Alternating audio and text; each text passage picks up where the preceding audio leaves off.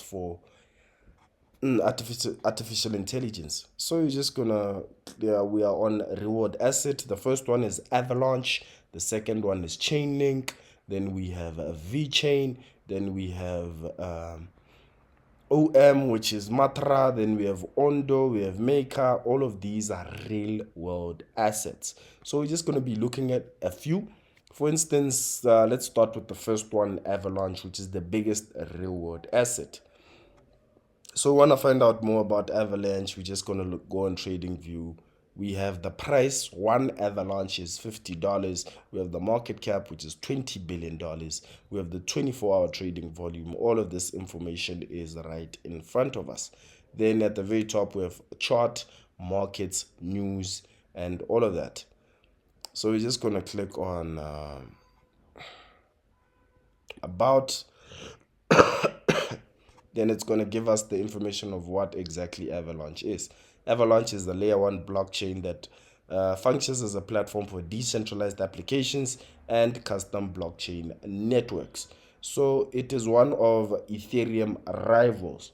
So now we understand that it is trying to do the same thing as Ethereum. If we swipe down a bit, we will see similar coins to Avalanche.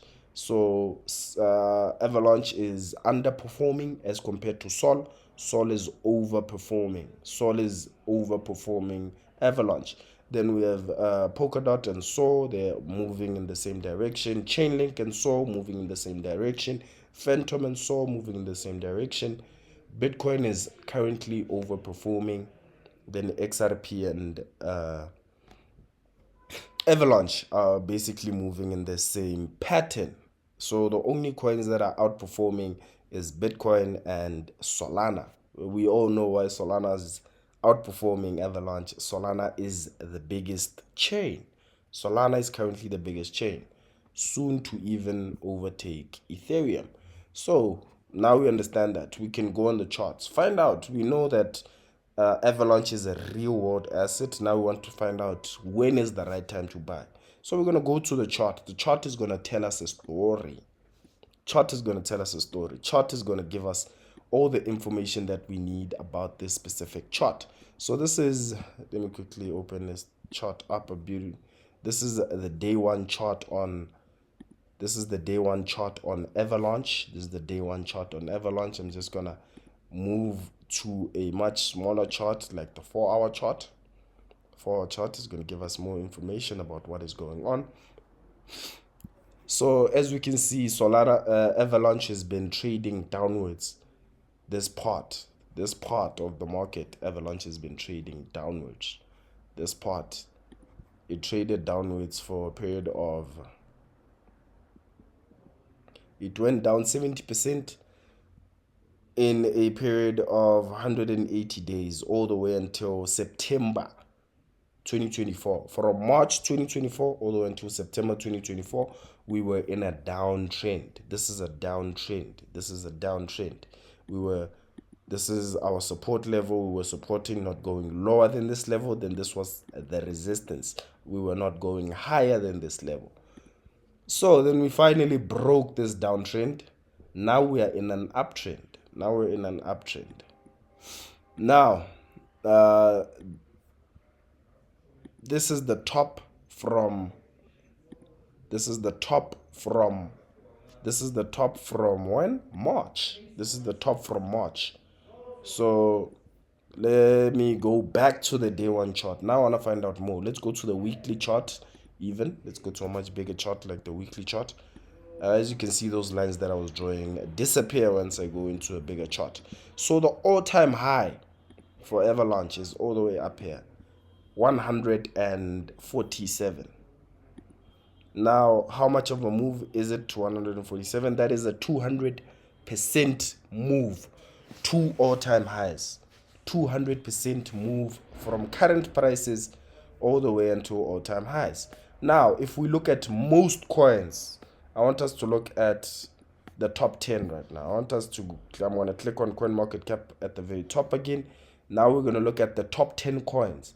We have firstly Bitcoin, crossed all-time high. We have Ethereum, just below all-time highs. We have XRP, it almost hit all-time highs. We have Solana, it crossed all-time highs. We have BNB, almost hit all-time highs.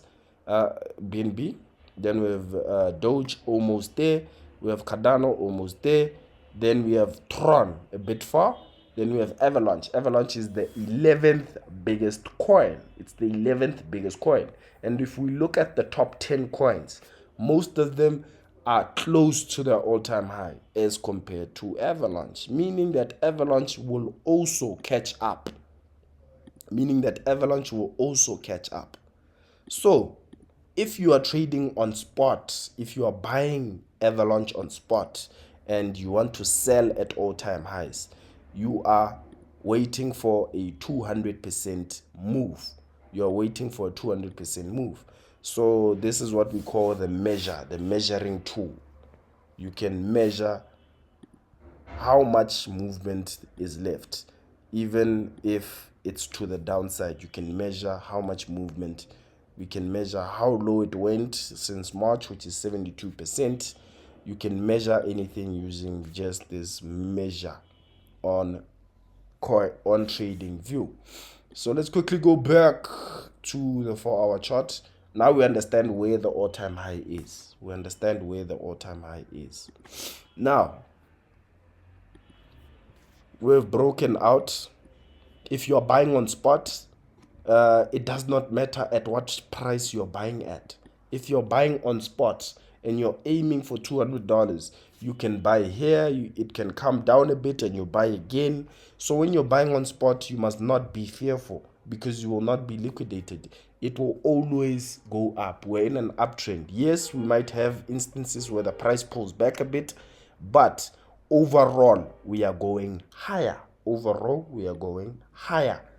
are eventually going to reach, this was at $100. We are eventually going to reach that all-time high price at $140. Somewhere around 140, put it somewhere around here. We are eventually going to reach this price here.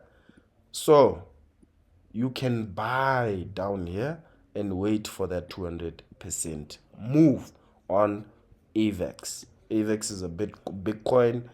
People were sleeping on XRP and it did a 3x in a period of a few weeks. AVAX, we're in a bull run. It will eventually do that also. Now, if you are trading on leverage, that's when you need now to understand levels.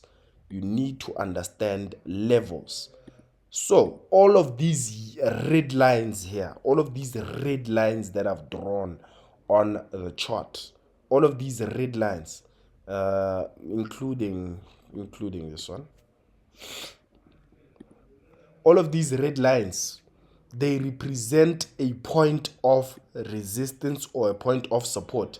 We're in an upwards trend right now, so they are representing points of support initial.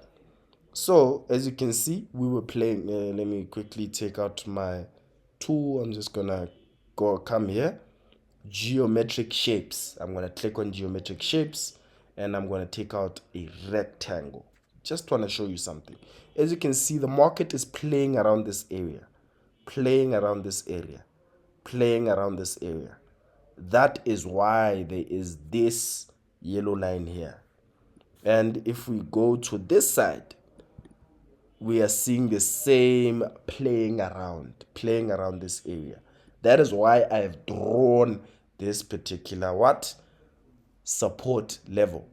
Then I want to quickly, the second one, as you can see, the market has been playing around here, where I'm moving this yellow rectangle. The market has been playing around this area.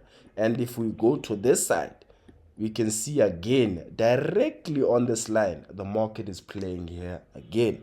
That is why we call it a support level. So these are the levels that we're looking for to buy. These are our buy areas. Whenever the market hits one of these levels, we know that is a perfect buy area. So sometimes we might break below, like here. These are what we call false breakouts. Hence, we say don't use too much leverage. Don't use too much leverage. Even up here, it is a buy zone again. It is a buy zone again. Why, you may ask?